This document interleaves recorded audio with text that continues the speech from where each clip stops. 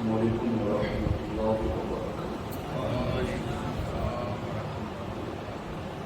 الحمد للہ رب العالمین، والصلاة والسلام علی سید الانبیاء والمرسلین وعلی آلہ واصحابہ اجمعین، اما بعد، اعوذ باللہ من الشیطان الرجیم، بسم اللہ الرحمن الرحیم۔ یا ایھا الذین آمنوا لا تبطلوا صدقاتکم بالمن والأذى، صدق اللہ العلی العظیم وصدق رسولہ النبی الامین المختار الکریم الرؤوف الرحیم۔ انتہائی احترام و عقیدت کے ساتھ حضور سید المرسلین، خاتم الانبیاء، شفیع المذنبین، رحمت للعالمین، صلی اللہ تعالی علیہ وآلہ واصحابہ وبارک وسلم کی بارگاہ میں اپنی غلامی کا ثبوت دیں، اور جس طریقے سے میں پڑھا ہوں میرے ساتھ مل کر باادب آواز بلند نذران محبت پیش کریں۔ الصلاۃ والسلام علیک یا رسول اللہ، الصلاۃ والسلام علیک یا حبیب اللہ، الصلاۃ والسلام علیک یا نبی اللہ، وعلی آلک واصحابک یا نور اللہ، صلی اللہ تعالی علیہ وسلم۔ دوستان محترم، قرآن مجید میں آیات یا ایھا الذین آمنوا کے ذریعہ اللہ نے ایمان والوں سے جو خطاب فرمایا ہے،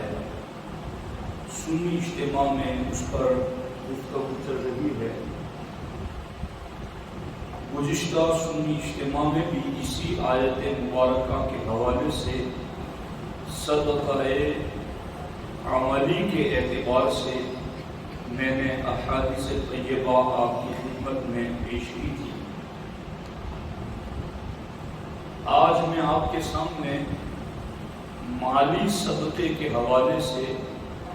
اور پھر کن چیزوں سے ہمیں پرہیز کرنا چاہیے اور کن چیزوں کی پابندی کرنی چاہیے،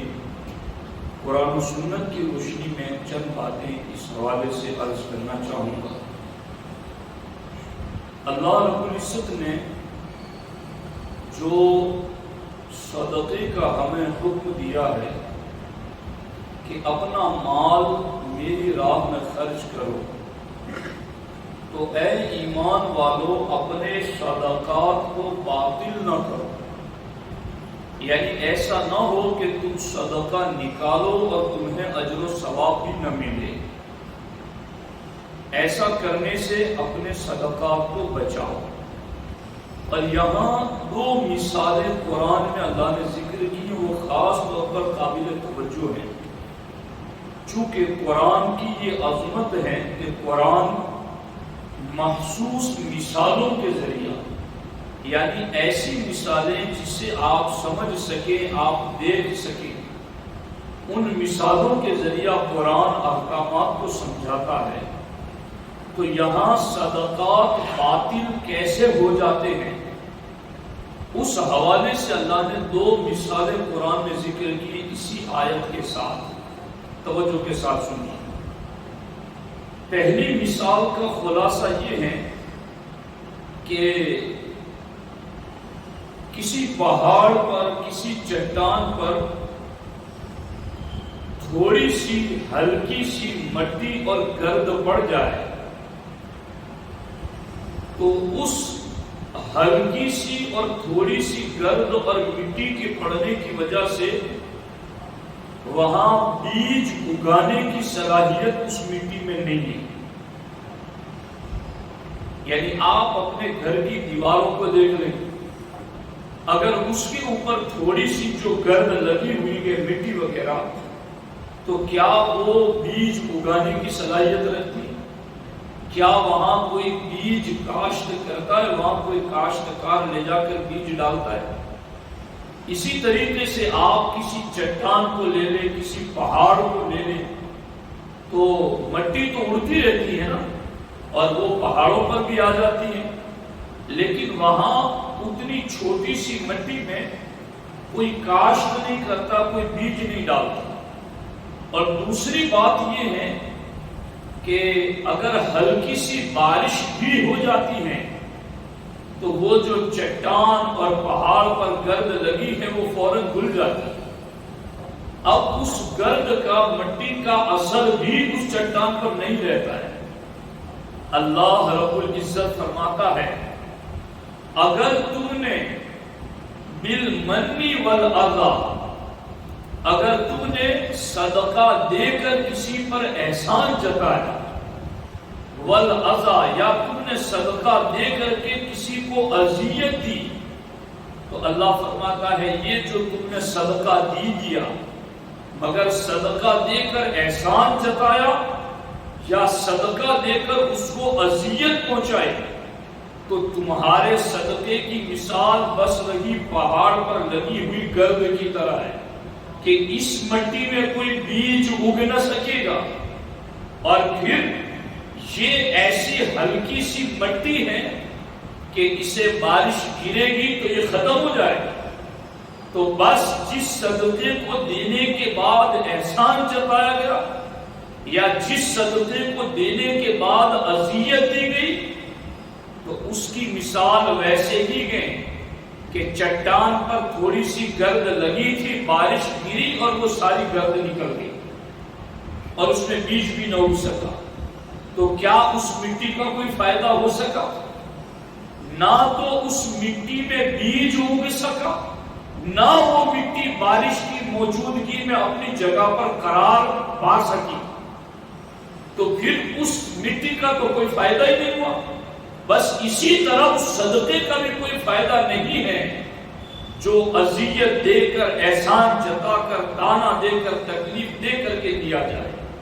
پہلی مثال قرآن میں یہ بیان کی گئی، اور دوسری مثال اس سے بھی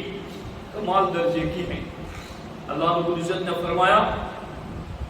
کہ یہ جو احسان جتا کر یا تکلیف دے کر صدقوں کو باطل کرتے ہیں، اللہ فرماتا ہے اس کی مثال ایسی ہے کہ تم میں سے ایک شخص ایسا ہے کہ اس کے پاس باغ ہے کھجوروں کا اور انگوروں کا۔ اب یہ جس زمانے میں قرآن اتر رہا تھا نا، اس زمانے میں جس کے پاس کھجور کا ایک باغ بھی ہو تو وہ بڑا مالدار سمجھا جاتا۔ سمجھ آ رہی ہے کہ نہیں آ رہی؟ تو بس آج کے پھر اسی اعتبار سے آپ سمجھنا شروع کرو کہ کسی کا بڑا بنگلہ ہو، بڑی گاڑی ہو، زمین جائیداد ہو، تو آج جتنا اس کو سرمایہ دار سمجھا جاتا ہے، اس زمانے میں کسی کے پاس ایک نخلا کا باغ، کھجوروں کا ایک باغ ہوتا، انگوروں کا ایک باغ ہوتا، تو وہ اتنا ہی بڑا سرمایہ دار سمجھا جاتا۔ اللہ تعالیٰ نے یہ مثال دی کہ ایک شخص ایسا ہے جس کا کھجوروں اور انگوروں کا پورا باغ ہے، اور پھر تجری من تحتها الانہار، اور وہ باغ بھی ایسا کمال کا ہے کہ اس باغ میں نہریں جاری۔ یعنی عرب والو، تمہیں اپنی پتھریلی زمین کو سیراب کرنے کے لیے کتنی مشقت سے ڈول بھر بھر کر کے تمہیں اپنا کھیت سیراب کرنا پڑتا ہے، ایک ایک ڈول کے ذریعہ تم کھیت سیراب کرتے ہو، مگر یہ تو ایسا باغ ایک بندے کے پاس ہے جس کے باغ میں نہریں جاری ہیں۔ اور پھر اللہ رب العزت نے فرمایا فیہا من کل الثمرات، اور وہ باغ کھجوروں اور انگوروں کا ہے، پانی کی نہریں بھی جاری ہیں، اور اس میں ہر قسم کے پھل موجود ہے اس باغ میں۔ تو اب وہ باغ والا کتنا مالدار، کتنا سرمایہ دار کہ باغ بھی انگوروں کا، کھجوروں کا، اس میں نہریں بھی جاری، ہر قسم کے پھل بھی موجود، اللہ تعالیٰ نے فرمایا وَأَصَابَهُ الْكِبَرُ، اور جو باغ کا مالک تھا وہ بوڑھا تھا، وَلَهُ ذُرِّيَّةٌ ضُعَفَاء، وہ بوڑھا بھی تھا اور اس کے ناتوان چھوٹے چھوٹے کمزور بچے بھی تھے۔ اب پوزیشن دیکھنا، حالات سمجھنا، یہ ہمیں اپنی نیکی کیسے بچانی ہے یہ ہمارا رب ہمیں سکھا رہا ہے کہ میرے بندو شیطان تمہارے پیچھے لگا رہے تھے۔ ان الشیطان للانسان عدو مبین، وہ تو انسانوں کا کھلا ہوا دشمن ہے، اور اس نے تو کہہ دیا ہے لَأَقْعُدَنَّ لَكَ عَلَىٰ صِرَاطِكَ الْمُسْتَقِيمِ کہ اللہ میں سیدھے راستے پر گھات لگا کر کے بیٹھوں گا، آگے سے بھی آؤں گا، پیچھے سے بھی آؤں گا، دائیں سے بھی آؤں گا، بائیں سے بھی آؤں گا، چاروں طرف سے انسان پر حملے کروں گا۔ جہاں اس نے بہکانے کی حد کر دی ہے تو وہاں رب نے بھی رحم و کرم کا نزول فرما دیا کہ میرے بندو تمہاری قیمتی پونجی اور تمہارا قیمتی سرمایہ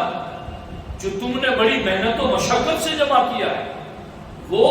تم نکالو میری راہ میں، تو پھر تمہیں بچانا کیسے ہے؟ فرمایا بس ایک باغ والے کی مثال سمجھو کہ انگوروں کا اور کھجوروں کا باغ میں نہریں بھی جاری، فیہا من کل الثمرات، اور ہر قسم کے پھل باغ میں موجود ہیں، اور باغ کا مالک بوڑھا بھی ہو گیا ہے۔ اب بوڑھے آدمی کو کتنی آس رہتی ہے؟ جی یہ بھی میں بتا دوں آپ کو، ہمارے آقا علیہ السلام نے فرمایا کہ بندہ بزرگ اور بوڑھا ہوتا ہے تو دو چیزیں جوان ہو جاتی ہیں، ایک تو دنیا میں زیادہ جینے کی چیز اس میں جوان ہو جاتی ہے، نہیں میں نے کہا ماننا ہے، اور دوسری چیز مال کی حرص، یہ چیز۔ اب یہاں قرآن کہتا ہے باغ بھی ہیں، باغ میں نہریں بھی ہیں، انگور ہیں، کھجور ہیں، من کل الثمرات، ہر قسم کے پھل ہیں، اور باغ کا مالک بوڑھا ہو گیا ہے، اور صرف بوڑھا نہیں ہے، ذریۃ ضعفاء، اس کے چھوٹے چھوٹے کمزور بچے بھی ہیں۔ اب اللہ تعالیٰ نے فرمایا مجھے بتاؤ اگر ایسی پوزیشن میں فَأَصَابَهَا إِعْصَارٌ فِيهِ نَارٌ فَاحْتَرَقَتْ، اللہ رب العزت فرماتا ہے تو اب آیا اس باغ پر ایک بگولا جس میں آگ تھی تو جل گیا باغ، ایک بگولا آیا جس میں آگ تھی اور اس نے پورے باغ کو جلا کر کے راکھ کر دی، فاحترقت، باغ کو جلا کر راکھ۔ اب مجھے بتاؤ کہ جو بندہ بزرگ ہو، چھوٹی چھوٹی اولاد ہو، باغ اتنا پیارا ہو، کھجور انگور کے باغات ہو، نہریں جاری ہو، اور پھل پک کر کے بالکل باغ تیار ہو گیا، اللہ تعالیٰ فرماتا ہے اگر یہ سارا کچھ ہو گیا، اگر آپ کی توجہ ہو تو یہ بہت کمال کی بات ہے، سارا کچھ پک کے تیار ہو گیا، کھجور جیسا قیمتی باغ عرب کے لوگوں کو بتایا جاتا ہے، انگوروں جیسا قیمتی باغ، اور اس میں ہر قسم کے پھل موجود، پانی کی نہریں جاری، اور پھر بوڑھا شخص، چھوٹی اولاد، باغ تیار، مگر اچانک آگ آئی اور سارا باغ جل گیا۔ اللہ فرماتا بس یوں ہی تم نے محنت کی، مشقت کی، خون پسینہ بہایا، پیسہ جوڑ جوڑ کر سنبھال کر کے رکھا، مگر خرچ بھی کر دیا اللہ کے نام پر، مگر پھر تم نے احسان جتا دیا، پھر تم نے تانا دے دیا، پھر تم نے جس کو دیا اس کو تکلیف پہنچا دی، تو اللہ فرماتا ہے جس طرح اس بوڑھے کا بڑھاپے میں باغ جل گیا تمہاری ساری نیکیاں جل گئی۔ یہ کتنا کریم رب ہے، کتنا رحیم رب ہے، وہ کیسا رحمان ہے کہ اس رب نے بندہ کہاں مس کر جائے گا، کہاں غلطی کر جائے گا، کہاں ٹھوکر کھا جائے گا، اس رب نے مخصوص مثالوں کے ذریعہ اپنے بندوں کو یہ چیزیں بتا دی ہیں۔ تو اس لیے یاد رکھنا یہ اللہ نے جتنی بھی نعمتیں ہمیں دی ہیں، اور ہر نعمت جو ہم کسی کو سکھا رہے ہیں، دے رہے ہیں، اس پر احسان نہ جاتا۔ باضابطہ اس سلسلے میں ہمارے علماء نے یہاں تک لکھا ہے کہ اگر کوئی شخص کسی کو علم دین بھی سکھاتا ہے تو یہ علم دین بھی اس کے لیے ایک صدقہ ہے جو اسے سکھا دیا. اب اس پر بھی اذیت نہ دو، اس پر بھی تانا نہ دو، اس پر بھی احسان نہ چاہتا، اس پر بھی تکلیف نہ پہنچاؤ. تو جو جو چیز آپ دے رہے ہیں اللہ رسول کی رضا کے لیے، وقت دے رہے ہیں، اپنی عزت دے رہے ہیں، اپنا مال دے رہے ہیں، اپنی زمین جائیداد دے رہے ہیں، اپنی اولاد دے رہے ہیں، جو بھی آپ دین کے راستے میں دے رہے ہیں ضرور دو، اللہ قبول کرے، مگر دینے کے بعد بالمن والعطا سے اپنے آپ کو بچاؤ کہ کہیں ایسا نظر آئے. اور اس میں چند باتیں ہیں جو اس حوالے سے میں آپ کو بتاؤں کہ جیسے آپ نے کسی کو کوئی رقم دی اور پھر اس کے بعد آپ اس سے کام لیتے ہیں، یعنی بغیر کوئی چیز بدلہ دیے ہوئے، چونکہ آپ نے اس کو زکات دی تھی نا، چونکہ آپ نے اس کو سال میں 2-4 جوڑی کپڑے صدقے کے دے دیے تھے نا، تو اب آپ کے بچوں کو بھی اسکول چھوڑنے کے لیے وہی جائے گا اور آپ کے سارے کام بھی وہی کرے گا. تو اگر وہ بطور خدمت، بطور شرف نہیں کر رہا ہے، یعنی ممکن ہے کہ کوئی عالم دین ایسا ہو، کوئی پیر ہو کہ جو اپنے کسی مرید کو تحفے تحائف دیتے رہتے ہیں اور وہ بطور خدمت شرف سمجھ کر کے ان کے گھر کا کام کرتا ہے تو وہ جدا بات ہے. مگر محض آپ کے دیے ہوئے کے دباؤ میں اس سے کام لینا تو یہ بھی اذیت دینے کے زمرے میں، اس سے بھی دیا ہوا باطل ہو جاتا ہے. سمجھ آ رہی ہے کہ نہیں آ رہی؟ امام اعظم ابو حنیفہ رضی اللہ تعالیٰ عنہ کا معاملہ تو یہ تھا، ایک جنازے میں آپ تشریف لے گئے تو آپ نے دیکھا کہ وہاں دھوپ میں جنازے کے انتظار میں امام اعظم کھڑے ہیں، لوگ دیوار کی سائے میں کھڑے تھے. لوگوں نے کہا کہ حضور آپ ادھر آ جائیں، اس دیوار کے سائے میں کھڑے رہیں. تو امام اعظم رضی اللہ تعالیٰ عنہ نے فرمایا کہ چونکہ یہ دیوار میرے مقروض کی، یعنی میں نے اس کو قرضہ دیا ہوا ہے اور جس کو قرضہ دیا ہوا اس کی کسی چیز سے فائدہ اٹھانا یہ سود ہے، تو میں اس کی دیوار کے سائے میں نہیں کھڑا ہوں، میں دھوپ میں ہی کھڑا ہوں. کیسی پاکیزہ تعلیمات. اور میں یہ سمجھ رہا ہوں کہ اگر ہم نے اللہ رسول کی رضا کے لیے دیا تو دباؤ ڈالنے کی کوئی ضرورت نہیں. اس کا دل مانے گا، وہ خود اپنے شرف کے لیے آپ کی خدمت کرے گا. مگر اس پر دباؤ ڈالنا اور اس سے کام لینا اور اس کو الگ سے اس کی کوئی اجرت نہ دینا یا کم دینا، تو یہ چیزیں بھی بالمن والعطا کے اندر آ جاتی ہیں. اسی طرح سے اور بھی بہت سارے طریقے ہیں جن طریقوں کے ذریعہ کی ہوئی نیکی برباد ہو جاتی ہے. اللہ اکبر. اب میں ایک مثال بس عرض کر کے اس کو ختم کرتا ہوں، یہاں دھیان سے سن لیجیے کہ یہ وہ جن کا صدقہ باطل ہو ہے یہ ان کا معاملہ ہے، مگر جن کو باطل نہیں کرانا ہے، جو مکمل اخلاص کے ساتھ اللہ رسول کی رضا کے لیے دیتا ہے، تو پھر اللہ نے اس کا بھی ذکر کیا قرآن میں. اسی آیتوں کے درمیان اللہ نے فرمایا کہ جو اللہ کی رضا کے لیے اور اپنے دل کو ایمان پر جمانے کے لیے اللہ کی راہ میں دیتا ہے، اللہ تعالیٰ فرماتا ہے اس کی مثال ایسی ہے جیسے ایک باغ ہے، کمثل جنت، جیسے ایک باغ ہے. اور وہ باغ کہاں ہے؟ بربوۃ، کہ وہ ریتیلی زمین پر ہے نا. دیکھو کیسی پیاری مثال اللہ فرماتا ہے. وہ باغ ہے مگر ریتیلی زمین پر، بربوۃ، ریتیلی زمین. اور پھر فَأَصَابَهَا وَابِلٌ، اللہ تعالیٰ فرماتا اس پر زور کا پانی پڑا.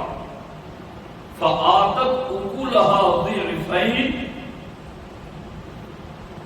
فَآتَتْ أُكُلُهَا ضِعْفَيْنِ، تو اس پر زور کی بارش آئی تو اس میں ڈبل پھل پیدا ہوئے. یعنی ایک سال جیسے 10 کنٹل ہوئے تو دوسرے سال 20 کنٹل ہوئے. کہو نا سبحان اللہ. اخلاص والوں یا اخلاص والوں کی بات ہو رہی. تو دیکھو کہ یہ کیا کہا جا رہا ہے کہ باغ ہے اس کا، باغ اس کا بھی تھا، اس کا بھی باغ ہے. اس کا باغ تو بڑی زرخیز زمین پر تھا نا، کہ بڑی اگانے والی اچھی قسم کی زمین تھی، مگر اس کا تو باغ بربوۃ ریتیلی زمین پر ہے. فَأَصَابَهَا وَابِلٌ، اور اس پر زوردار بارش ہوئی. فَآتَتْ أُكُلَهَا ضِعْفَيْنِ، اللہ تعالیٰ فرماتا ہے اس کے دونے میوے پیدا ہوئے. اور اللہ تعالیٰ فرماتا ہے فَإِن لَّمْ يُصِبْهَا وَابِلٌ، اور اگر اس کے باغ پر زور کی بارش نہیں بھی ہوئی فَطَلٌ، اللہ تعالیٰ فرماتا ہے ہم صبح کی جس کو اوس کہتے ہیں اردو میں، جس کو ہم لوگ جھانکل پڑھنا کہتے ہیں، اللہ تعالیٰ فرماتا ہے اگر اس کا جو باغ جو میری رضا کے لیے دیتا ہے، ایمان پر استقامت کے لیے دیتا ہے، تو اس کا باغ اگرچہ ریتیلی زمین پر ہے اور اگرچہ وہاں موسلا دھار بارش نہیں ہوئی، ہم صبح کی جو اوس گرتی ہے اسی سے اس کے باغ کو پیدا فرما دیں گے. فَطَلٌ، تو وہ اوس ہی اس کے باغ کو اگا دے. اور اللہ تعالیٰ فرماتا وَاللَّهُ بِمَا تَعْمَلُونَ بَصِيرٌ، یہ ہے وہ کہتے ہیں نا وارننگ، دلوں پر کچوکا لگا. وَاللَّهُ بِمَا تَعْمَلُونَ بَصِيرٌ، اور اللہ تمہارے کام دیکھ رہا ہے. تو اب یہ 3 مثالیں، 2 مثالیں ان کے لیے کہی گئی کہ جو اپنے صدقات کو باطل کر دیتے ہیں، تو ان کو کہا گیا کہ بس تمہارے صدقات کی مثال ایسی ہے کہ پہاڑ پر گرد لگی تھی، اس گرد میں نہ بیج اگ سکا، نہ بارش میں وہ گرد ٹھہر سکے. اور تمہارے صدقات کی مثال ایسی ہے جیسے بوڑھے شخص کا کھجور انگوروں کا باغ ہرا بھرا، پانی جاری اس کے اندر اور ہر قسم کے پھل موجود، اس کی چھوٹی چھوٹی اولاد، مگر اچانک باغ میں آگ لگی اور پورا باغ جل گیا. یہ ہے صدقات کو باطل کرنے والوں کا معاملہ. مگر اللہ فرماتا ہے کہ جو میری رضا کے لیے دیں گے تو پھر ان کا باغ ریتیلی زمین پر ہی کیوں نہیں ہوتا، اس پر اگر بارش ہوگی تو ڈبل پھل پکیں گے، اور بارش نہیں ہوگی تو محض صبح کی اوس پڑنے سے بھی ہم اس کی کھیتی کو سیراب کر دیں گے. تو اب ساتھیو، اللہ نے فرمایا اے ایمان والو، اپنے صدقات کو احسان رکھ کر اور ایزا دے کر کے باطل نہ کرو. باطل کیسے ہوتے ہیں اور اس کا انجام کیا ہوتا ہے وہ بھی بتا دیا، اور دیا ہوا صدقہ محفوظ کیسے رہ سکتا ہے اور اس کا انجام کیا ہے وہ بھی قرآن کی صورت میں عرض کر دیا. اللہ کریم کی بارگاہ میں دعا ہے رب ذوالجلال ہمیں ایمان والوں کے ذریعہ جو خطاب کیا گیا ہے اللہ اس پر ہمیں عمل کی توفیق عطا فرمائے. السلام علیکم ورحمۃ اللہ.